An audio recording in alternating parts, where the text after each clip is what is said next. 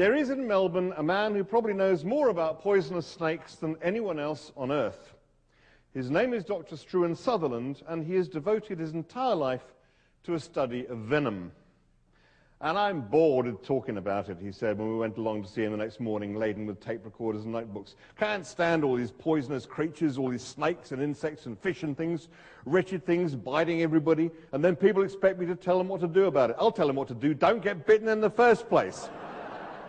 That's the answer. I've had enough of telling people all the time. Hydroponics, now that's interesting. Talk to you all you like about hydroponics. Fascinating stuff, growing plants artificially in water. Very interesting technique. We'll need to know all about it if we're going to go to Mars and places. Where did you say you were going? Komodo. Well, don't get bitten, that's all I can say. And don't come running to me if you do, because you won't get here in time. And anyway, I've got enough on my plate. Look at this office, full of poisonous animals all over the place. See, this tank's full of fire ants, venomous little creatures. What are we going to do about them? Anyway, I got some little fairy cakes in case you were hungry. Would you like some little cakes? I can't remember where I put them. There's some tea, but it's not very good. Anyway, sit down, for heaven's sake. So, you're going to Komodo. Well, I don't know why you want to do that, but I suppose you have your reasons. There are 15 different types of snake on Komodo, and half of them are poisonous. The only potentially deadly ones are the Russell's viper, the bamboo viper, and the Indian cobra. The Indian cobra is the 15th deadliest snake in the world, and all the other 14 are here in Australia. That's why it's hard for me to find time to get on my hydroponics, all these snakes all over the place. And spiders. The most poisonous spider is the Sydney funnel web. We get about 500 people a year bitten by spiders. A lot of them used to die, so we had to develop an antidote to stop people bothering me with it all the time. Took us years. Then we developed this snake bite detector kit. Not that you need a kit to tell you when you've been bitten by a snake, you usually know, but the kit is something that will detect what type you've been bitten by so you can treat it properly. Would you like to see a kit? I've got a couple here in the venom fridge. Here, let's have a look. Oh, look, the cakes are in here too. Quick. Have one while they're still fresh. Fairy cakes, a bite to myself.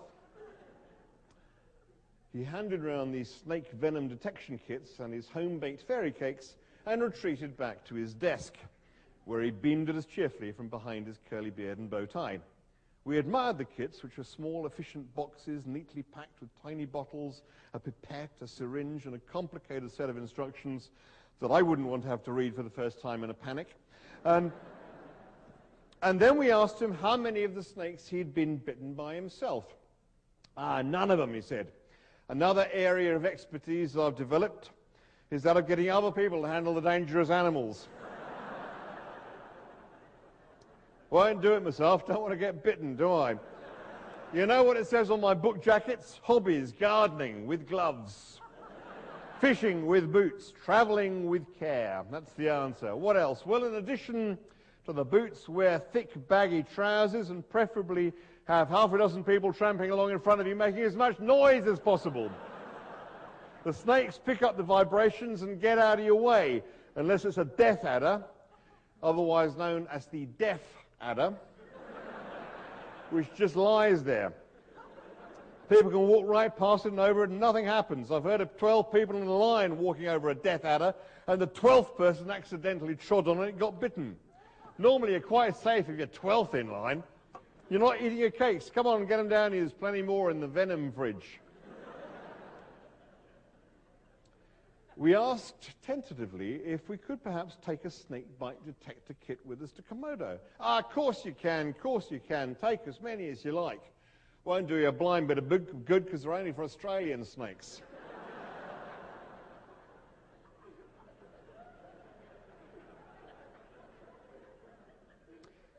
So what do we do if we get bitten by something deadly then? I asked. He blinked at me as if I was stupid. Well, what do you think you do, he said. You die, of course. That's what deadly means.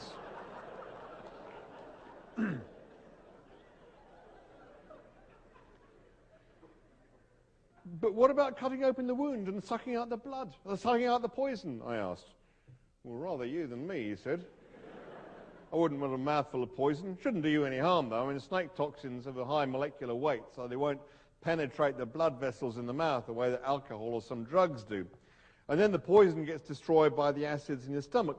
But it's not necessarily going to do much good either. I mean, you're not likely to be able to get much of the poison out, but you're probably going to make the wound a lot worse trying. And in a place like Komodo, it means you'd quickly have a seriously infected wound to contend with, as well as a leg full of poison. Septicemia, gangrene, you name it, it'll kill you. Well, what about a tourniquet? I asked. Well, fine, if you don't mind having your leg cut off afterwards. You'd have to, because if you cut off the blood supply to it completely, it'll just die. And if you can find anyone in that part of Indonesia you'd trust to take your leg off, then you're a braver man than me. Now, I'll tell you, the only thing you can do is apply a pressure bandage direct to the wound and wrap the whole leg up tightly, but not too tightly. Slow the blood flow, but don't cut it off or you'll lose the leg. Hold your leg, or whatever bit you've been bitten in, lower than your heart and your head. Keep very, very still. Breathe slowly and get to a doctor immediately. If you're on Komodo, that means a couple of days, which time you were well dead. Now, the only answer, and I mean this quite seriously, is don't get bitten. There's no reason why you should. Any of the snakes there will get out of your way well before you even see them. You don't really need to worry about the snakes if you're careful. Now, the things you really need to worry about are the marine creatures. The what? Scorpion fish, stonefish, sea snakes, much more poisonous than anything on land. Get stung by stonefish, the pain alone will kill you. People drown themselves just to stop the pain.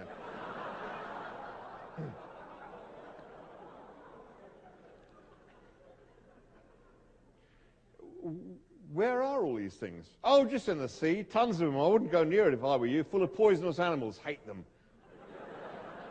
Is there anything you do like? Yeah, he said, hydroponics.